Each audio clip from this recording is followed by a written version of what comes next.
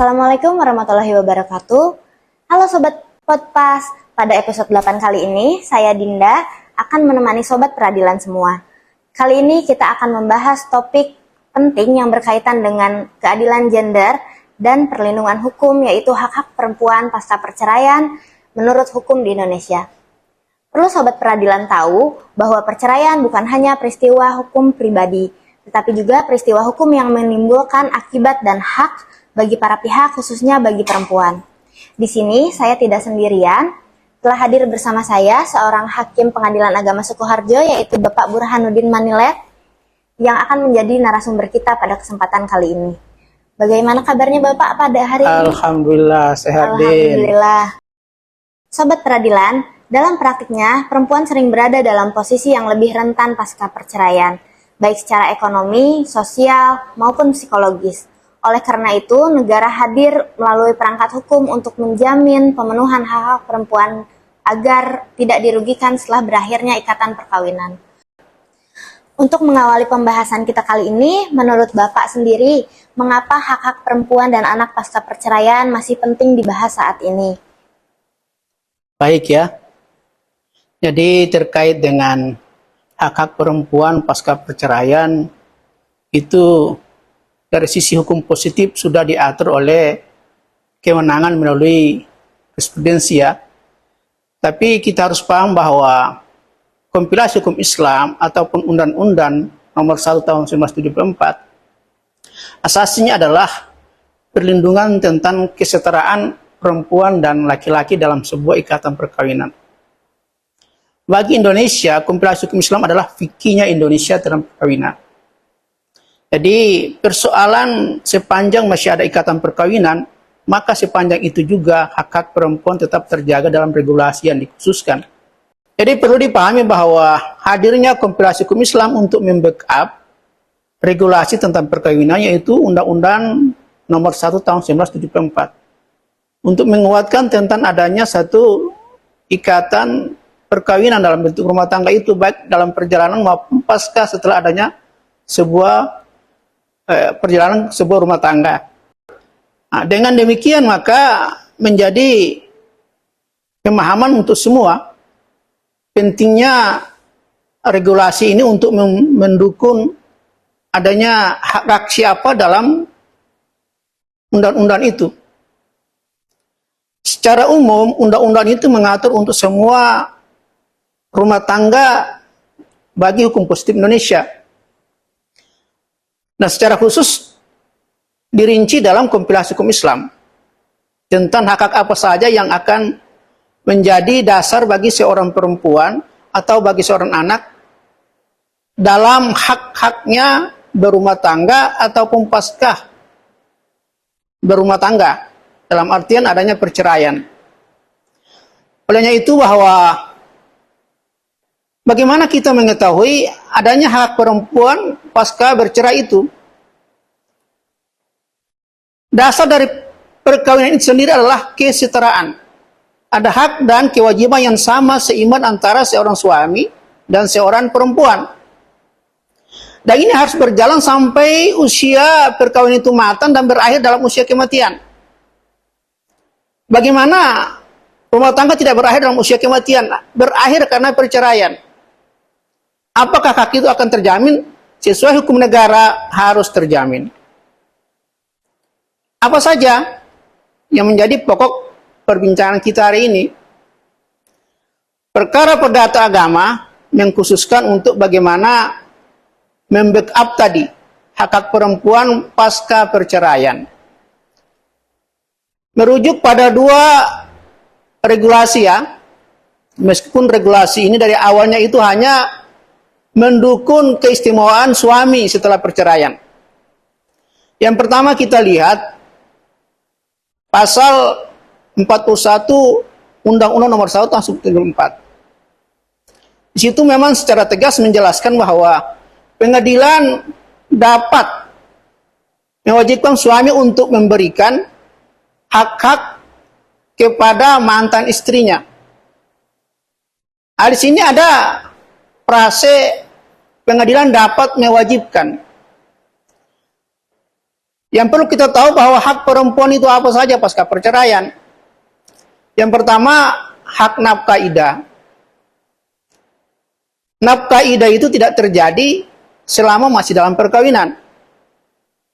Bila terjadi perceraian, idah itu menjadi tanggung jawab suami. Itu yang pertama. Yang kedua, apabila terjadi perceraian, maka ada hak harta gonogini. Harta gonogini yang didapat dalam usaha bersama dalam berumah tangga. Yang ketiga, itu hak atas nafkah anak bila anak mengikuti istrinya pasca perceraian.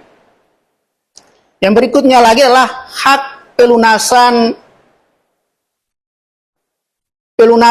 mahar bila dalam perkawinan belum dilunasi. Jadi dalam pasal tadi bahwa hak-hak itu hanya menjamin 4 poin itu. Itu pun kalau ada acuan perceraian oleh pihak suami atau oleh seorang suami yang kita kenal dengan cerai talak.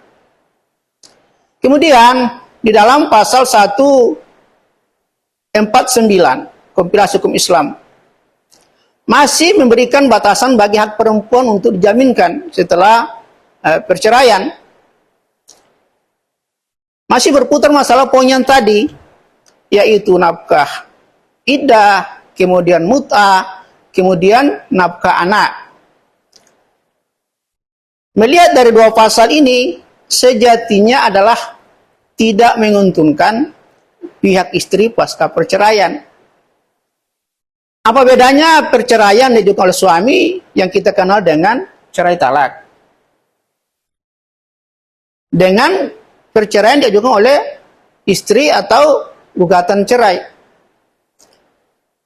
Menelisik ke belakang sama-sama aja punya proses yang sama, adanya satu permasalahan. Berumah tangga permasalahannya pasti dari keduanya, dari istri atau dari suami, tidak mungkin bertepuk sebelah tangan. Dari kedua pasal tadi, baik undang-undang perkawinan maupun kompilasi dalam pasal 149 tadi, masih menguntungkan pihak perempuan atau masih menguntungkan pihak laki-laki atau suami pasca perceraian. Artinya ada yang kurang dari hak istri pasca perceraian. Untuk menjamin ketidakseimbangan tadi, maka muncullah transformasi dari Mahkamah Agung untuk menyeimbangkan hak antara laki-laki dengan perempuan, khususnya perempuan dan anak pasca perceraian. Sehingga muncul Peraturan Mahkamah Agung nomor 3 tahun 2017. Untuk apa? Untuk menyeimbangkan tadi. Harus ada dikuatkan mendapatkan hak nafkah iddah, kemudian mut'ah, kemudian nafkah lampau bila selama masa perkawinan suami tidak memberikan itu. Itu poin pertama. Mungkin kita lanjut lagi pertanyaan berikut. Ya, tadi kan Bapak udah sebutkan ada nafkah iddah, ada nafkah mut'ah, serta juga ada nafkah lampau. Tapi yang mau saya tanyakan di sini, apakah ada kondisi tertentu yang mengakibatkan hak tersebut, nafkah tersebut tidak diberikan kepada mantan istri, tidak bisa diberikan? Apakah ada kondisi tertentu yang diatur oleh hukum di Indonesia? Baik. Jadi, apakah ada kondisi tertentu yang memberikan jalan sehingga perempuan tidak mendapat haknya? Seperti di awal saya katakan tadi, kompilasi hukum Islam adalah fikihnya Indonesia. Perempuan tidak mendapat hak itu ada beberapa poin. Yang pertama, apabila dia nuzuz, artinya pembangkang terhadap suami yang merupakan kewajiban dia kepada suami, itu dia tidak mendapat hak nafkah iddah. Kemudian dia mengajukan pembatalan nikah atau yang kita kenal dengan fasa, merusak ya, fasa, merusak nikah. Nah, itu konsekuensinya dia memberikan iwat tadi. Artinya dia memutuskan itu. Jadi kondisi ini ada keterpaksaan yang menjadi mengurangi hak dia. Seandainya tidak mengajukan itu, tentu utuh hak-hak dia. Jadi ya kondisi yang pertama tadi ya, dia membangkang atas kewajibannya terhadap suaminya, atau kita kenal dengan nuzus. Jadi ini poin yang harus dipahami bahwa nuzus itu bukan saja oleh pihak perempuan atau istri, nuzus juga bisa terjadi terhadap pihak suami. Karena itu menyangkut dengan kewajiban. Siapa yang membangkang atas kewajibannya berarti kategori nuzuz. Umumnya di Indonesia mengenal nuzuz itu hanya dialihkan kepada perempuan, padahal tidak. Laki-laki juga bisa mengena hal itu. Artinya kewajiban dia, misalnya suami punya kewajiban menafkahi istri anak, tapi dia tidak punya kewajiban itu, artinya tidak terpenuhi kewajiban itu. Padahal itu kan perintah agama, termasuk perintah undang-undang negara. Jadi dia apabila tidak memenuhi kewajiban itu, dia bisa dikategorikan dia nuzuz kepada kewajibannya.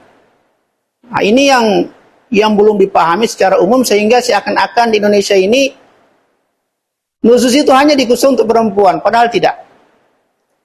Siapa yang membangkang terhadap kewajibannya bisa dikategorikan nuzuz. Secara spesifik dalam hukum kita, khususnya fikih, istri yang dikategorikan nuzuz memang tidak mendapatkan hak-hak itu. Mungkin ya, seperti itu. Kita lanjut. Baik Bapak, untuk tadi kan terkait istri, posisi istri yang mungkin ada kondisi-kondisi yang tidak bisa mendapatkan hak-hak nafkahnya. Namun jika dalam putusan pengadilan itu ternyata suami diberikan beban untuk memberikan nafkah idah, nafkah madiah, lalu nafkah mut'ah, tapi dalam kenyataannya ternyata suami tidak menjalankan kewajiban tersebut, apakah ada upaya bagi istri untuk memperjuangkan hak-hak tersebut?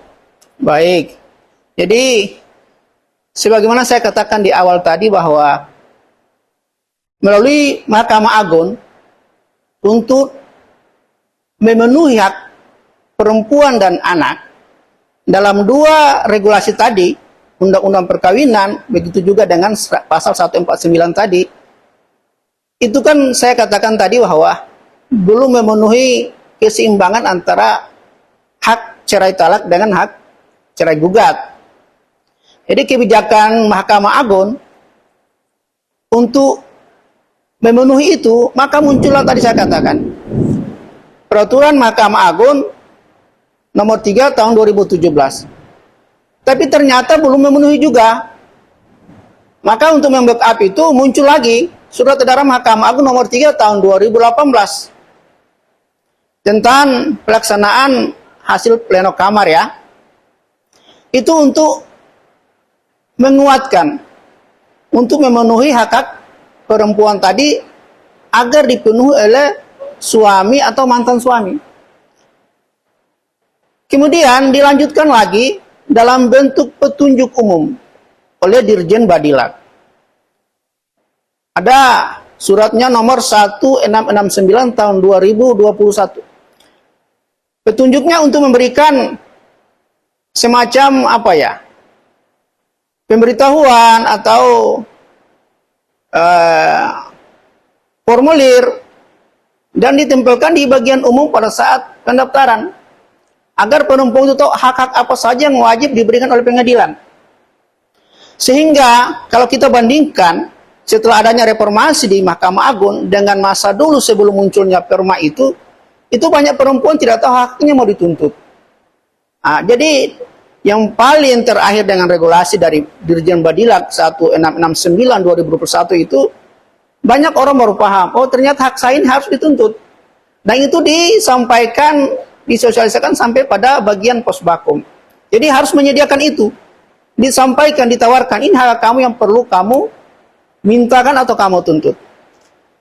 Jadi regulasi semacam ini adalah untuk mendukung tadi, memenuhi hak perempuan pasca perceraian, sehingga perempuan tidak lagi merasa canggung atau merasa keberatan atau merasa bersalah kalau meminta. Tidak. Pengadilan atau undang-undang negara itu sudah membackup dia untuk memenuhi hak-haknya. Dan itu kita selaku warga peradilan harus mensosialisasikan kepada masyarakat kita, khususnya untuk perempuan yang dalam hal ini berhadapan dengan hukum, apa saja yang menjadi hak dia yang perlu dituntut di pengadilan nanti. Sebab rata-rata yang dirugikan adalah pada saat persidangan, dia menuntut pada saat adanya hak jawab dia. Cerai gugat, dia menuntut haknya. Seperti kita katakan tadi. Bagaimana kalau dia mengajukan sebagai cerai gugat, gugatan cerai? Dalam poin-poin pesita ataupun petitum, itu harus secara detail diungkapkan. Sehingga menjadi tuntutan dia untuk dipertimbangkan oleh majelis hakim. Hak-hak apa saja? Ya seperti yang disebutkan tadi.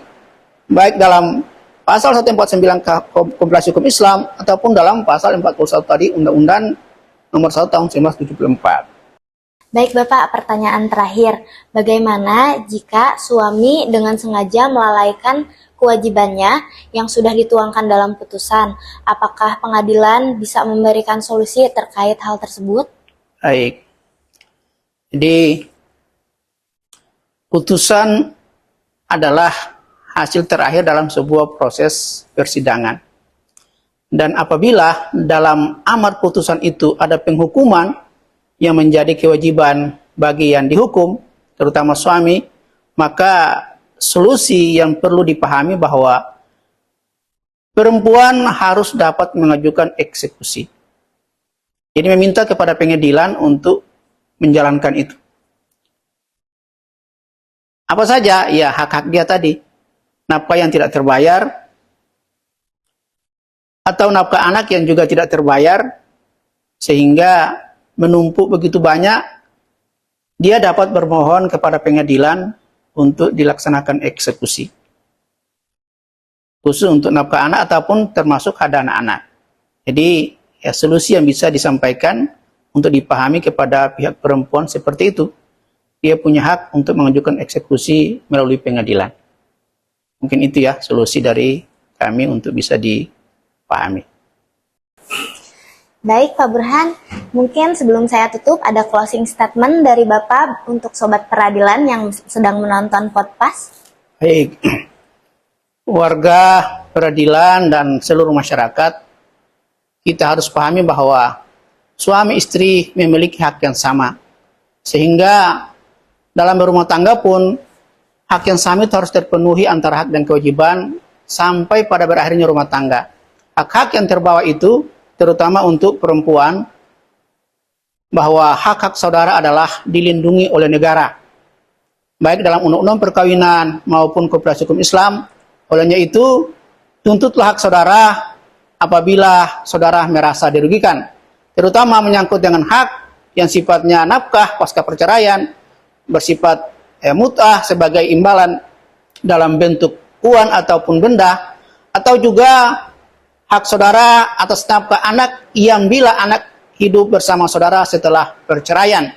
Hak itu perlu saudara tahu sehingga saudara tidak termasuk dalam orang-orang yang dianggap tidak dilindungi oleh negara.